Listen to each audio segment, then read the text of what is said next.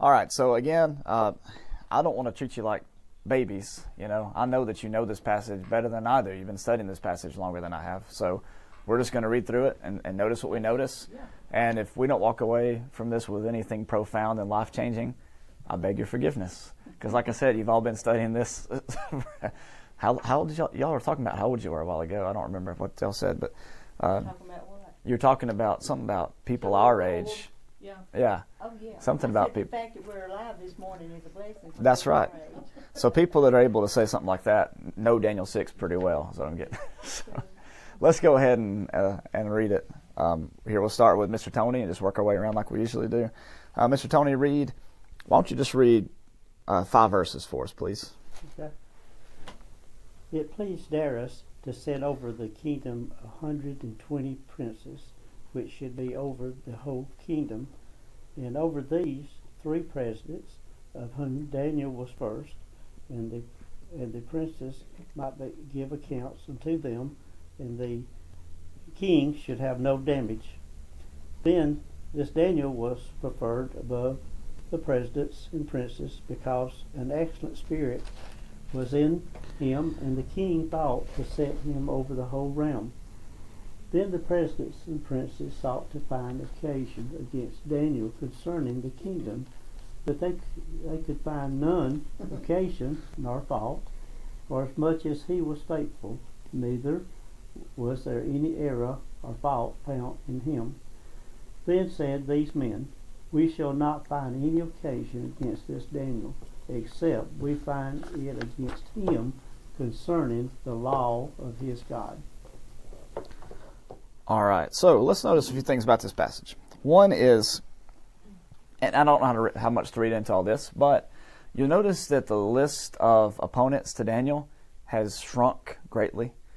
For example, if you think back to Daniel chapter 5, the king sees this handwriting on the wall, and he brings in everybody, the enchanters, the Chaldeans, the diviners, And then back in Daniel chapter 2, same thing, just a big long list of people who the kings would bring in to tell them what to do, all their advisors.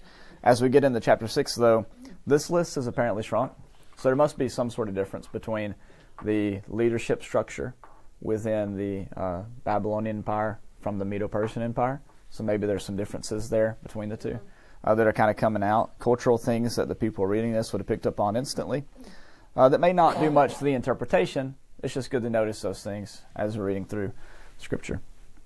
Another thing that interested me here is in Daniel chapter 5, and as well as in Daniel 2 and Daniel 4 even, I believe, the line that's used here concerning Daniel's spirit, Daniel chapter 5 in verse 11 says, There's a man in your kingdom who is endowed with the spirit of the holy gods, right? Or the spirit of God.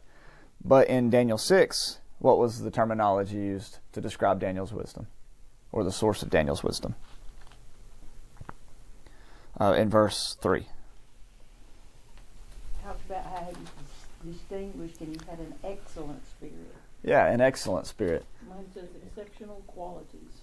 Okay, so you notice kind of the difference in language between the Babylons and the Medes and Persians. So it must be, you have different gods, different beliefs from empire to empire, and you're seeing some of that come out through the text. What other things stood out to you in those first 5 verses? They were redoing how the kingdom was set up. And he was very precise about it. Oh yeah, Daniel's having to rise back up to the ranks again, because he went from being a Hebrew slave to being top of the kingdom next to Nebuchadnezzar. Now he's knocked back down to just a slave, an ex-official of Babylon. Who is this guy? Not worthy even enough to kill or imprison, but not good enough to put into a place of power. So what do we do with him? And as you see, naturally he rises to the ranks because of his skill and because of course, ultimately because God is with him. He must have really been something, because it says that the king planned to set him over the whole kingdom. Oh yeah. What kind of impression did he make? I mean, they were aware of his ability to what do you call that? Interpret the dreams. Sure. So that must have stayed with them. And his administrative skill, Yes. Remember how much money was invested in these young men that came from Jerusalem. 3 whole years they were put through the training, and who knows what happened after that. I mean, a place to live in the palace, the food on the table, the education that they had to receive, and training and etiquette and royal proceedings and administration and whatever else. I mean, think about how much a college education costs. Tens of thousands, sometimes hundreds of thousands of dollars. And you see why that coupled with the Spirit of God that was within him, and you see why Daniel was able to accomplish the things that he was. I mean, there was a huge investment made into this young man. They were being treated specially and trained, but it still had to be very stressful because they were being watched every second. That's right. See what they would do. And one slip up and they could be gone. Does anybody's version here say that Daniel had no corruption? There was no complaint or corruption. Yes. So the idea there is he didn't even, I mean, even as a slave, he wasn't trying to take advantage of his masters. He wasn't trying to steal time. He didn't even take a paperclip home from the office to put on a personal receipt. Yeah, they could find no corruption in him because he was trustworthy and neither corrupt nor negligent. Yeah, that's right. So he There's was no careful. error or fault with him.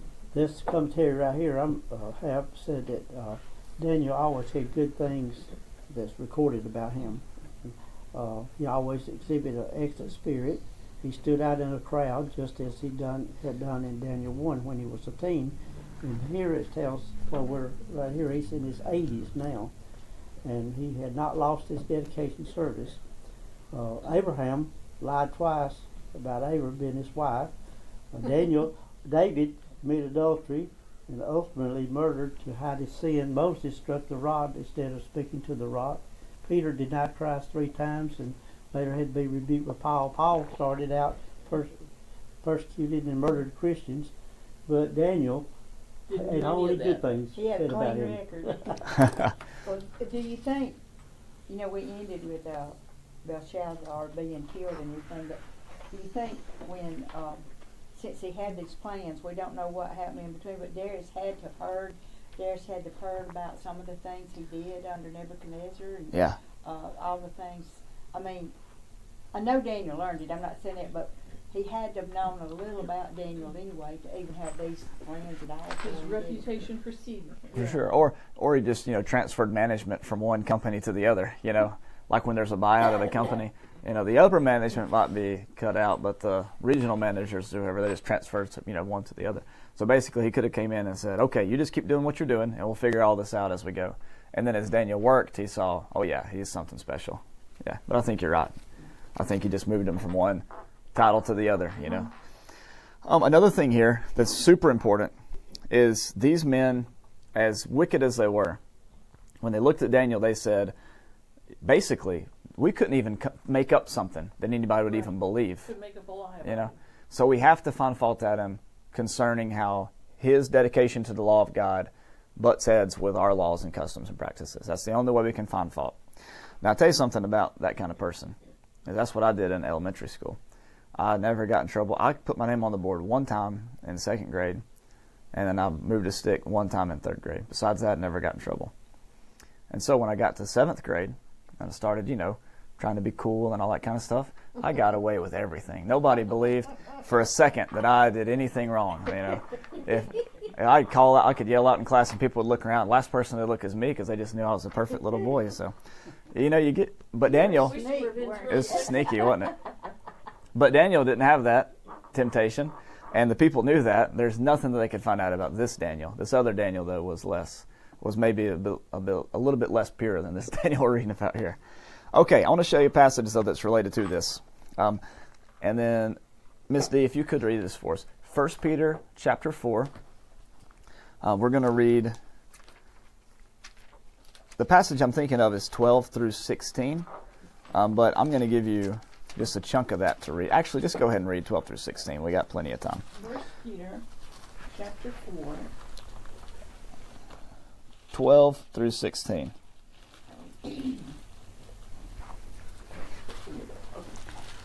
Dear friends, do not be surprised at the painful trial you are suffering, as though something strange were happening to you. But rejoice that you participate in the sufferings of Christ, so that you may be overjoyed when his glory is revealed. If you are insulted because of the name of Christ, you are blessed, for the Spirit of glory and of God rests upon you. If you suffer, it should not be as a murderer or a thief or any other kind of criminal, or even as a meddler. Then verse 16. However, if you do suffer as a Christian, do not be ashamed, but praise God that you bear the name. All right, so he says, right now you're under a fiery trial. You're under an ordeal, a great ordeal. Now, in times of stress, it is common for human beings to slip into more unsavory, Right. jobs I or gotta roles. get out of this. I don't like the way this feels. Yeah, or we might even, if it's like a dog-eat-dog world, we might choose evil instead of good to save our family, to save our own skin, to get ourselves out of a predicament or whatever. But keep in mind, Peter is writing close to the time when Jerusalem fell. So, people are being persecuted. Jews and Christians alike are being suspect for burning down Rome and for doing all sorts of things, and heavily persecuted. And there might be the temptation there, well, if they're going to do that to me, what does it matter if I steal something from them, or take something from them or kill them or whatever. And so Peter says, even in those situations, don't suffer as a murderer, as a thief, as a criminal, or as a mischief maker. And then he kind of is pulling from the same logic that these people are going to use to entrap Daniel. And he says, if they're going to get you, make them get you for being a Christian. Make them get you for doing what's right, not for doing what's wrong. Because Christians should always uphold our moral character despite our external circumstances, right? Just because our world falls apart, just because we've lost all our money, just because we made a bad deal or something and everything fell through, doesn't mean we should resort to evil actions to get back what we lost or to gain something in the world. We should always stick to our faith, even if it means persecution or even death, as many of the first Christians experienced. Yeah, maybe that's a good lesson for this upcoming election. If things don't go the way you want them to, how are you going to react to that? How are you going to react to the fiery trial that's among you? Are you going to go to the lion's den willingly, or are you going to take more of an unsavory route? And I know there's nothing to worry about y'all, but just in general, as a country, how do we react to fiery trials that are among us? Do we suffer as a Christian, in which there is no disgrace, or do we lower ourselves and suffer as a murderer, as a thief, or as an evildoer, as a mischief maker? How we act in the face of adversity matters, and that's what Daniel's all about. Okay, let's go back to Daniel chapter 6. But you just gotta respect Daniel because of their results of their kind of test of him, and that is the only way we're going to catch this guy is if it has something to do with his law, because he's not going to break his law no matter what. Which again begs the question: could people say the same thing about us? Do people know that there is no compromising when it comes to our faith in God? That's a tough challenge, isn't it? Okay, Miss Rhonda, if you would go ahead and read Daniel chapter 6 and verses 6 through 9. And let's just go ahead and be ready to hear a common theme that has just happened in almost every chapter in Daniel. These kings, man, I tell you, they don't learn anything at all. So the administrators and high officers went to the king and said, "Long live King Darius. We are all in agreement, we administrators, officers, officials, high officers, advisors, and governors, that the king should make a law that it will be strictly enforced. Give orders that for the next 30 days any person who prays to anyone, divine or human, except to you, your majesty, will be thrown into the den of lions. And now, your majesty, issue and sign this law so it cannot be changed, an official law of the Medes and Persians that cannot be revoked." So King Darius signed the law. All right, what sounds out to you about this passage? They're appealing to his vanity. Oh, King Darius lived forever? Yeah. Yeah, if anybody tells you that in Scripture, you better just get ready to hear some. Wild stuff. Yeah. I think Daniel said something like that, though, in a couple different places. It's just a standard greeting for a king. But you do have to imagine that feels pretty good to hear that. And playing on his ego again. Yeah. Nobody's supposed to pray to anybody but you. Like you can, like you're a god. Notice That's what they were saying. That's what we're trying to tell him. He's a god. exactly, and that's what they thought. Notice the deception within this passage. They say all the administrators of the kingdom. You think Daniel would have ever signed off on something like that? You see? Where was he? Well, not maybe this was one of the times that he's praying to God 3 times a day. But the point is these people are presenting this as if there's a consensus among all the royal officials that this is something that they ought to have done. But Daniel obviously wouldn't sign off on something like this. It says right here that he was not present whenever that was done, signed. That's apparently so. Well, Darius had no idea when he did this what it was going to lead to, because he had great respect for Daniel. That's right. He never crossed his mind that He they had a didn't plan think to. through. Well, he had no idea what their scheme was when he did it. So And that happens so many times, doesn't it? We don't realize the implications of our hasty decisions. You know, we jump in to do something, it sounds good, sounds like a good thing, and we hop right into it without any counsel, without any wisdom, without any pause, and it ends up being a waste of money or a waste of time or just disastrous. what was I thinking? Yeah, what was I thinking? Satan counts on that. Yeah, That's one of his major ways to get us to follow his will instead of God's is to trick us into making a quick decision. That sounds pretty good. You know, I could benefit from that. You know, and then go off and do it and think, yeah. You ever do an impulse purchase? You ever bought something off impulse? Kind of all the time. And then after you got it, you're like, what did I even need this for? Why did I waste my I'm money terrible on at that? that. I always regret. Yeah. Don will say, "What have you brought home?" I'll come in. What did you bring home that you gonna take? That's funny. Well, unfortunately, No, because he's absolutely right. when it comes to the law of the Medes and the Persians, you can't take it back. Yeah. Once you signed it into law, once you put the ring on it, it's done. No takesy backsies. And It's in Esther. that's what happened with Esther as well. Yes. Esther would have happened sometime after Daniel's death, but on down after this, sometime in the same kingdom of the Medes and Persians. All right. Anybody else have anything on verses 6 through 9? Okay. Loretta, could you do 10 through 13, please? When Daniel knew that the document had been signed, he went to his house where he had windows in his upper chamber open toward Jerusalem. He got down on his knees 3 times a day and prayed and gave thanks before his God as he had done previously. Then these men came by agreement and found Daniel making petition and plea before his God. Then they came near and said before the king concerning the injunction, O king, did you not sign an injunction that anyone who makes petition to any god or man within 30 days except to you, O king, shall be cast into the den of lions? The king answered and said, the thing stands fast according to the law of the Medes and Persians, which cannot be revoked. And then they answered and said before the king, Daniel, who is one of the exiles from Judah, pays no attention to you, O king, or the injunction you have signed, but makes his petition 3 times a day. They entrapped him. That's terrible. One of the things here I want to point out, Daniel opens his windows towards Jerusalem. Why does he do that? He's facing the temple. Well, where it was, right? He's facing home. He's praying towards Jerusalem. I heard a quote one time. Somebody said that when you're in Christ, you're in the most holy place, and you can pray in any direction you please.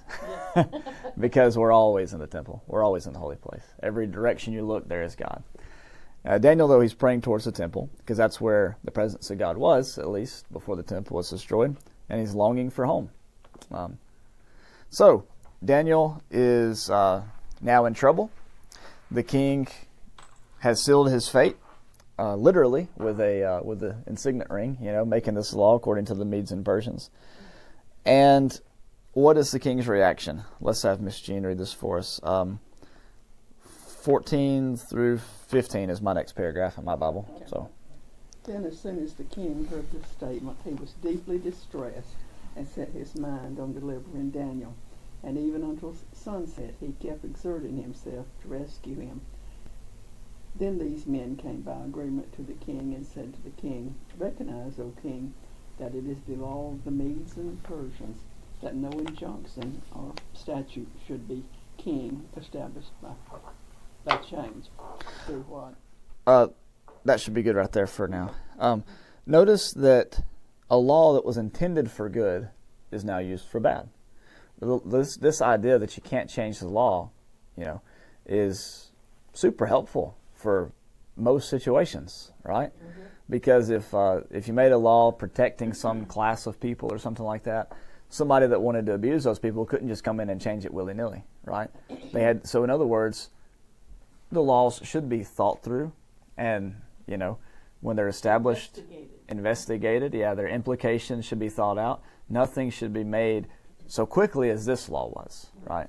And that's really the issue here is Darius's lack of due diligence.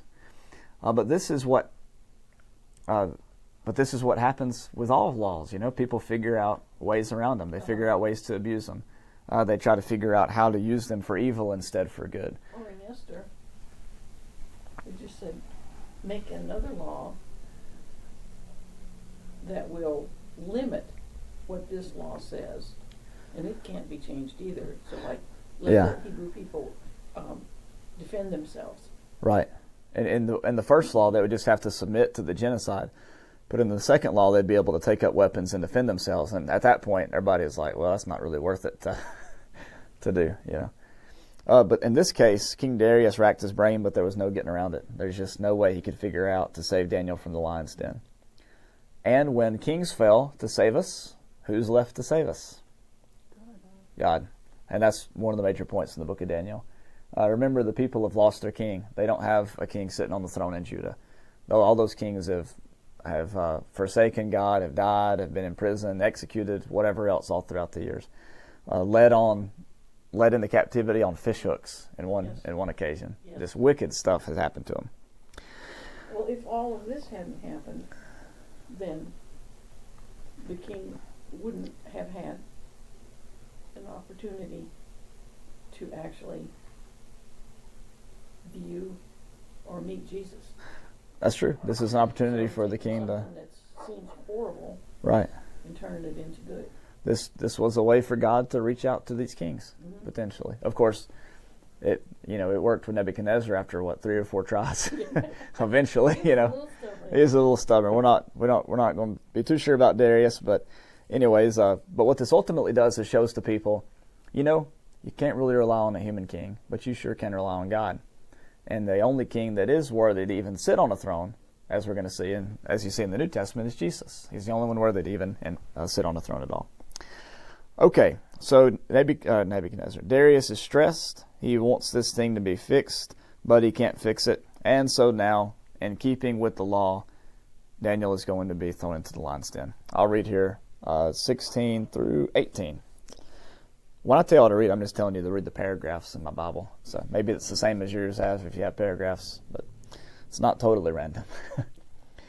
Then the king gave the command, and Daniel was brought and thrown into the den of lions. The king said to Daniel, notice this, may your God, whom you faithfully serve, deliver you.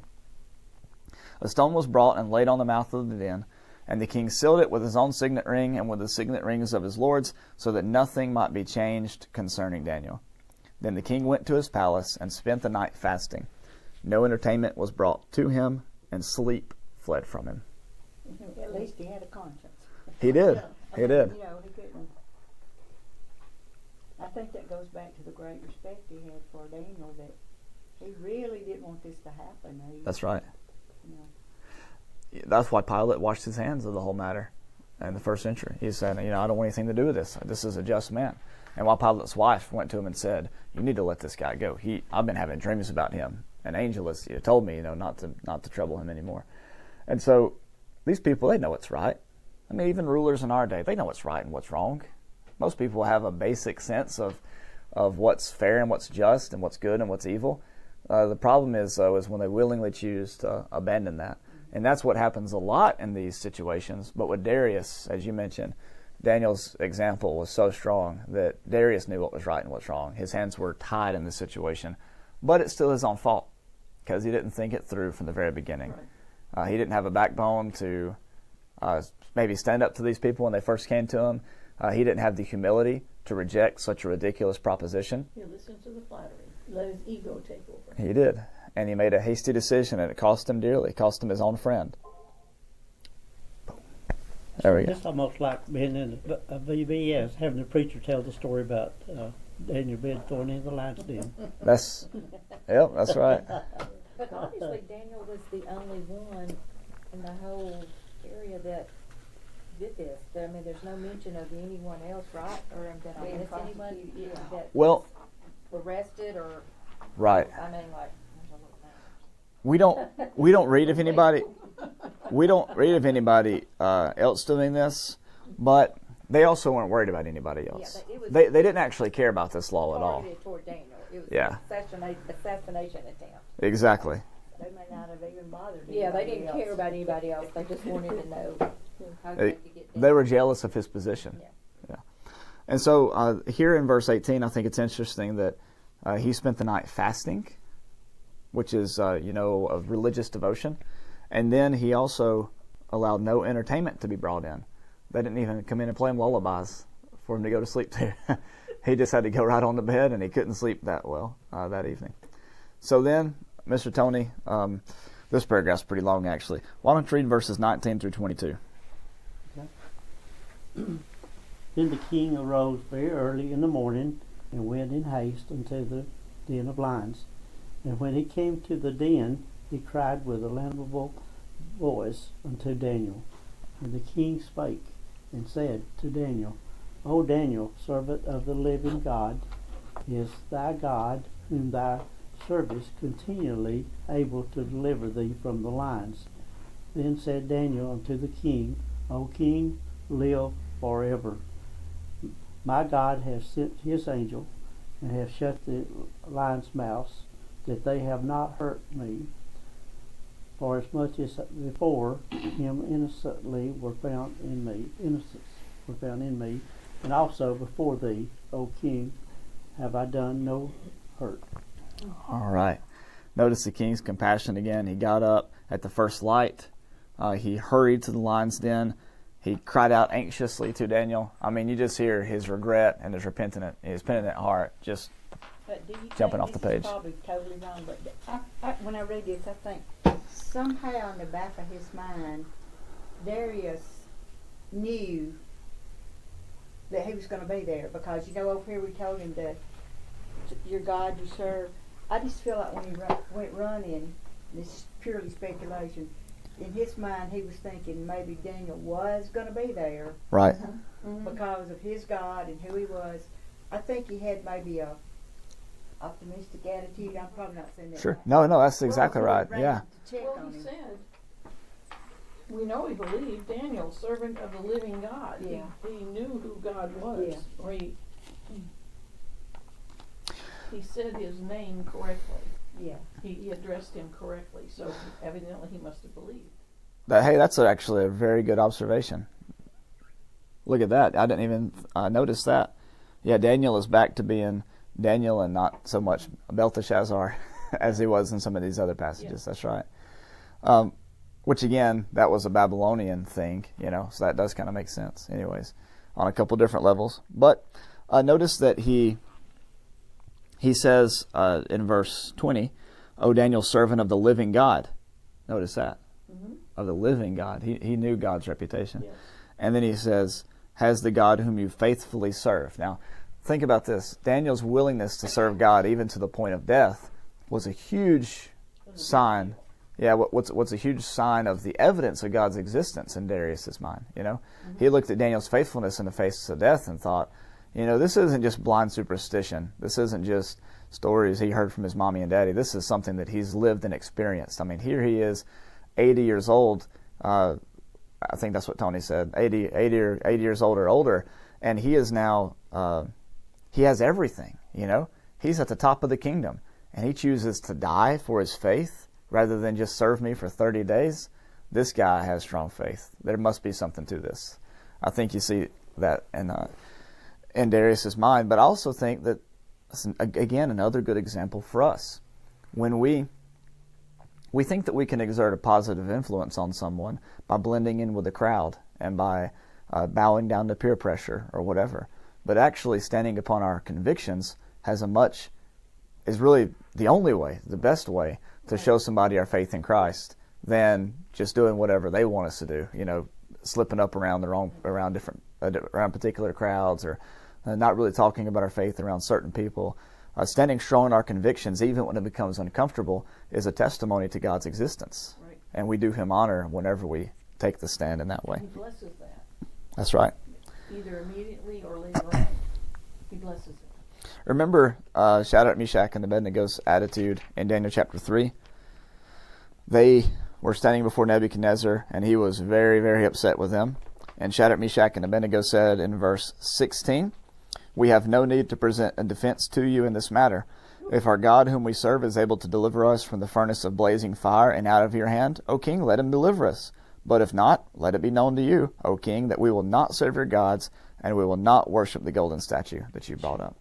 So all those young men's attitudes were, go ahead and do it, do your worst, we're going to serve God whether we live or die. That's a lot of faith. Paul, Peter, and Cyrus did, and they told them not to preach Jesus anymore. And they said, no matter what, we're going to preach him. It was, Peter and John in Acts chapter 4. They Yeah. said that we ought to obey God rather than man. Yeah. And Yeah. then we're studying Amos. They come to Amos and say, "Don't you do this anymore? Yeah. Don't preach anymore." He did his thing. He did. He just kept on, didn't he? Yeah. All right. Let's go here, Miss D. Verses 23 through 24. The king was overjoyed and gave orders to lift Daniel out of the den. And when Daniel was lifted from the den, no wound was found on him, because he had trusted in his God. At the king's command, the men who had falsely accused Daniel were brought in and thrown into the lion's den, along with their wives and children. Oof. And before they reached the floor of the den, the lions overpowered them and crushed their bones. It's pretty rough, huh? Woo! Yeah. Goes round, comes round. Yeah, but they threw in the wives and the children in this one. That's pretty rough, So the king, he hasn't quite got God figured out just quite yet, but he at least saw Daniel's faith. Notice a similarity between this and Shadrach, Meshach, and Abednego. In that situation, they didn't even smell like smoke. Do you remember that? Yeah. Same kind of thing is said here.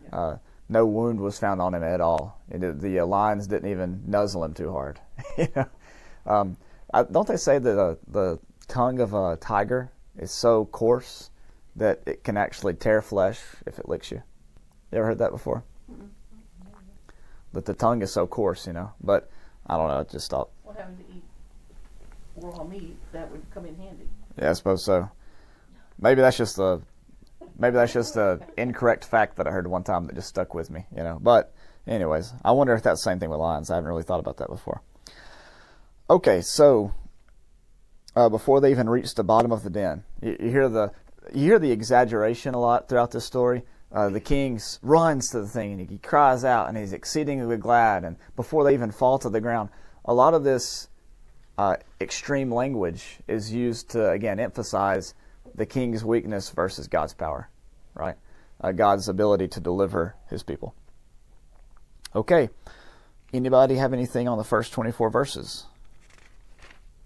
Because we are coming to the end. Who read last? Miss D? Okay. Miss Rhonda, then could you read 25 through 28? Then King Darius sent this message to the people of every race and nation and language throughout the world. Peace and prosperity to you. I declare that everyone throughout my kingdom should tremble with fear before the God of Daniel. For he is the living God, and he will endure forever. His kingdom will never be destroyed, and his rule will never end. He rescues and saves his people. He performs miraculous signs and wonders in the heavens and on earth. He has rescued Daniel from the power of the lions. So Daniel prospered during the reign of Darius and the reign of Cyrus the Persian. Okay, very good. What stands out to you, 25 through 28? I got a couple things, but Well, at 25, when he talks about Darius sending out the message, back over here, didn't Nebuchadnezzar do the same thing? he did. He Point did. out that he's the God, pay attention to Daniel's God. Did That's- you do that same thing? That's exactly right. Yeah. I'm sorry, Rhonda, but I was, but no, I was just gonna say it's throughout the world. Yes. Every nation, every language. Misty? Did the Holy Spirit inspire him to say this? Well, I guess you could say that, but you could also say that just Daniel's character inspired it. Daniel's example, you know. Okay, I got you. Oh, what you got? The roughness of the tongue helps lions to efficiently remove meat from bones There you and go. groom their fur, because they are covered in hundreds of tiny backward-facing spines called papillae. Wow. How about that? So don't let a lion lick you, in other words. Yep. If you ever watched something. if you ever watched The Lion King and you thought, well, that was really cute. Nope. Don't want any of that. Which I don't know who's going to be letting lions lick them anyways, but still. Yeah. All right, what else did you have in this passage? Well, the statement was true that he's a living God, enduring forever. His kingdom shall never be destroyed, and his dominion shall be to the end. What did he That's know about exactly the way it is. I mean, What did he know about the kingdom? Well, that's interesting, isn't it? Because that comes from Daniel chapter 2, right? The prophecy of the stone that was cut out of the mountain without hands. Yes. It consumed and broke into pieces the iron, the clay, the silver, the bronze, and the gold. And then it grew into a kingdom, into a mountain that filled the whole earth, of which there would be no end, right? And so you have this reference back to Daniel chapter 2 in this passage. That was actually what I was going to mention as well about that. Now, 27, notice this. He delivers and rescues. He works signs and wonders in heaven and on earth. So how about that? You have that reminds me of Joel's prophecy. Signs in heaven above, signs on the earth beneath, you know. The moon and the Sun, fire, vapor, smoke. Yeah. Miss Jean, did you have something? Oh, okay. You moved your hand in a way that made me think that you might. Anybody else have anything? Okay, so Daniel chapter 2, verse 4, the end of that, all the way through Daniel chapter 7 is in Aramaic. Daniel chapter 1 and the first part of chapter 2, and then chapters 8 through 12 are in Hebrew. So there's an idea that these different languages were written so they could be accessible to different audiences or wider audiences. These stories about Daniel's faithfulness, about his ability to interpret visions and whatnot, your Bible should have an annotation around Daniel 2 verse 4, and chapter 8 verse 1 or chapter 7 verse 28. Some Bibles will have a little something there to say a movement from Greek to Hebrew, or rather from Aramaic to Hebrew. Yeah. So we're still in that section where a more general audience would have been able to read and appreciate this. Perhaps even those officials in these empires that Daniel's serving within. So that's Daniel chapter 6. Now is the big one, chapter 7. So, on levels of difficulty in the book of Daniel, I think personally that chapter 7 is far above any other. I know a lot of people struggle with Daniel chapter 9. I just think Daniel chapter 9 isn't as difficult as people make it out to be, because once you get Daniel chapter 2 and Daniel chapter 7, I mean, Daniel chapter 9 is just about plugging it into the holes provided by, Daniel chapter 2 and 7, but we'll get to all that. But Daniel 7 is an exceedingly difficult chapter. But we're going to take it piece by piece, point by point, and then we'll get it, all right? We're going to take it slow. difficult how? Well, because the symbols and the imagery used within it are sometimes troubling, sometimes hazy. Yeah, how do you identify who these various beasts are? How do you identify who the horns are, who the little horn is? Did the Son of Man ascend to heaven or descend from heaven? I mean, there's different questions about that show up in this passage. So we'll get it, though. We'll take care of it. Hand in hand, we will accomplish our goal. Now, one of the things that you might want to do in this